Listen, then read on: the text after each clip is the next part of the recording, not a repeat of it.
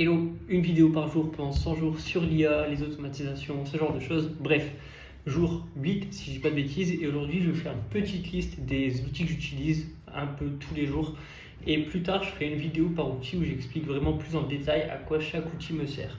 Alors, on va commencer par les outils qui ne sont pas forcément de l'automatisation et qui ne sont pas forcément de l'IA, mais dont je me sers absolument tous les jours. En premier, il y a la suite Notion. Dans la suite Notion, j'entends Notion, bien sûr, Notion Calendar et Notion Mail. Alors, pourquoi Notion? Parce qu'en fait, je regroupe absolument toute ma vie dedans, que ce soit pro et perso. Notion Calendar, tout simplement parce que c'est connecté à Notion, donc en fait, c'est beaucoup plus facile de trier quand j'ai des tâches, des projets, etc. Je n'ai pas besoin de faire d'automatisation parce que tout est déjà automatisé avec Notion. Et Notion Mail, tout simplement parce que j'aime bien l'interface et comme ça suit avec Notion. Au niveau des IA, ce que j'utilise absolument tous les jours, c'est Perplexity et ChatGPT principalement.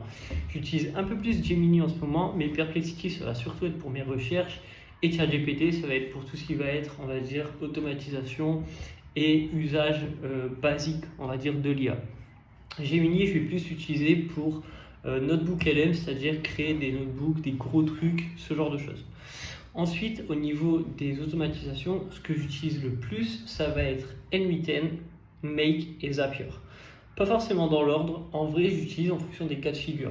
Zapier et Make, ça va être quand je veux faire un truc qui n'est pas compliqué et que je veux un truc très intuitif. Je vais utiliser N8N par contre quand j'ai envie d'avoir un truc qui est beaucoup plus poussé et qui va me demander par exemple du code, ce genre de choses, ou pour faire des agents IA, ce que je fais pas souvent, j'avoue, pour l'instant, mais parce que mes missions au travail, c'est pas forcément de faire des agents IA pour le moment. Par la suite, je sais que j'utiliserai beaucoup plus N8N, mais pour l'instant, j'utilise plus Make et Zapier, mais j'utilise quand même N8N.